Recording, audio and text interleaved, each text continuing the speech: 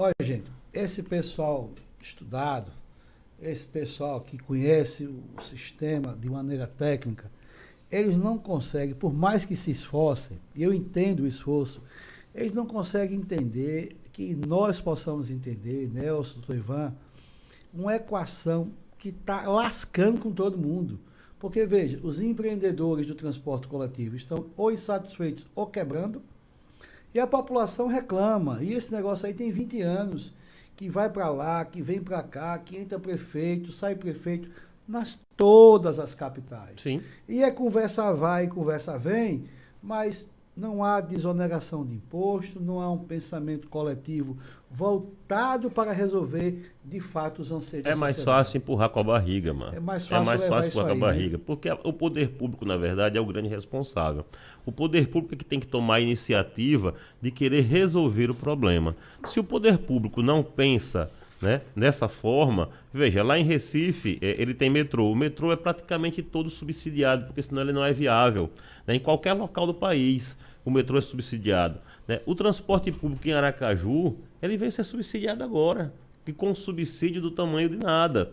Então, assim, como é que você quer que o empresário que gera empregos, principalmente no momento desse do país, que gera emprego, gera renda, né, para a população se manter, como é que você quer que ele mantenha um serviço de qualidade se ele não tem por trás dele o poder público que possa suportar e dizer, peraí, vamos para frente que eu vou lhe segurar aqui, eu vou lhe dar isenção fiscal, eu vou lhe dar uma situação melhor na cobrança de impostos, eu vou lhe dar um arcabouço de medidas que faça com que você ande para frente, não que você fique estagnado ou retorne.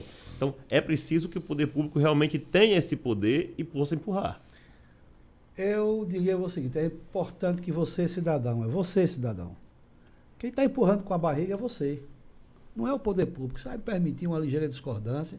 A população está insatisfeita há mais de 20 anos e ciclo político se repete. Sim. Se mantém as mesmas situações, doutor Ivan. E o que acontece? As coisas não melhoram e a forma de pensar não muda. Nós temos muitas perguntas. Eu vou cutucar os nossos entrevistados para eles darem uma encurtada aí nas respostas, porque senão a turma fica na bronca, eu não mando mais minha pergunta, a gente bota a pergunta e vocês não respondem, a cobrança fica a semana toda e vem pro Zap, viu? Eu vou fazer a lá um senador do nosso estado, vou ser curto e grosso. Olha, nós temos aqui uma pergunta do Tiago do Castelo Branco. Alô, Tiago, um abraço. Alô, bairro Castelo Branco, um abraço. Por que a mobilidade urbana se tornou um dos maiores desafios para a sociedade? Nelson Felipe. A população cresceu, as medidas tomadas para fazer com que as pessoas se locomovam são cada vez mais esquecidas. Houve o êxodo, né, rural, a pessoa saiu do campo para a cidade em busca dos trabalhos, ou seja, isso aconteceu lá atrás, no século passado. As cidades não se prepararam. Eu digo sempre, Marco, que querendo encurtar, querendo ser realmente curto e grosso, que o Brasil é um país que precisa se decidir o que é que ele quer fazer com mobilidade urbana. Veja, você tem a Europa que tem uma definição para o transporte coletivo de passageiros. Ela usa trem, ela usa ônibus, ela usa o BRT, ela usa tudo isso aí. Os Estados Unidos, ele tem uma opção pelo veículo particular. Então ele preparou suas ruas, avenidas e estradas para veículo particular. Ele tem vias com 10 faixas de cada lado para que não haja engarrafamento. E mesmo assim ainda há um pouco em alguns locais. O Brasil não. O Brasil não se decide se ele quer usar ônibus, ele não se decide se ele quer usar carro, ele não se decide se ele quer usar trem e faz uma bagunça, né, nesse negócio todo, que acaba atrapalhando. E o exemplo grande disso é aqui em Aracaju. Aracaju você tem locais que eram avenidas de 2 faixas que do dia para noite se transformaram em 3. Mas não cabe. Não cabe? É lógico que não cabe. Se transformaram em 3. Aí inventaram uma outra faixa, né, separada por uns como é que chama?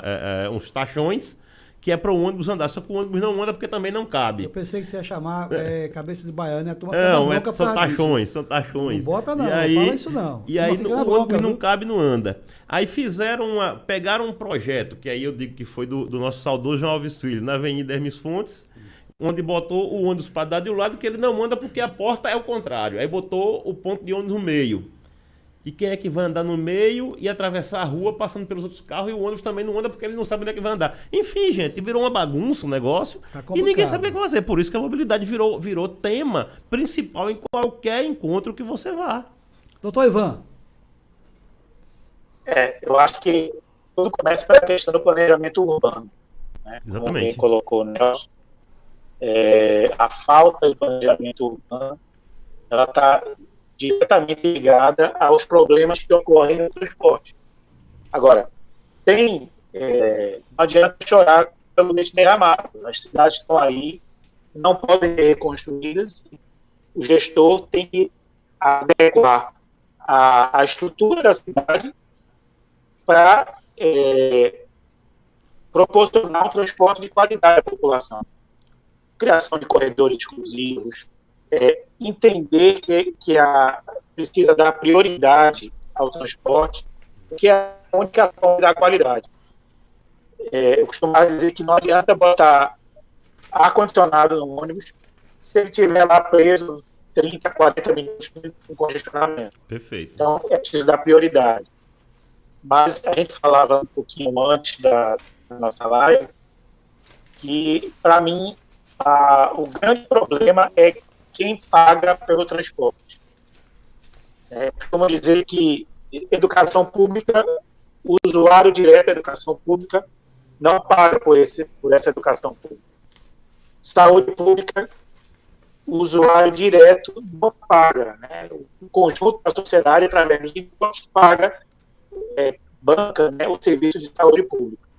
Transporte público, quem paga é o usuário. Né? Muitas vezes uma via com 4 faixas, você tem uma exclusiva para ônibus, quando tem, ou seja, 70% da população que anda de ônibus anda em 25% da rua, né, do sistema viário. E 30% anda em 3 faixas, que é 75%. Então, assim, não tem jeito, tem que se repensar, dar prioridade ao transporte coletivo. Uma outra realidade é a questão do transporte por bicicleta, que precisa ser enfrentada, né, porque a população precisa andar de bicicleta, é uma opção. Né?